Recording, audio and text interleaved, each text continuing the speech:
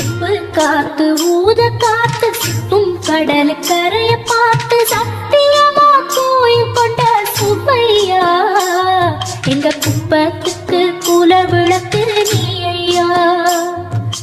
வாட காத்து வீச பார்த்து அலையை எடுத்து வலைய போட்டு மீன் பிடிக்கும் தொழில் நடக்குது முத்தையா.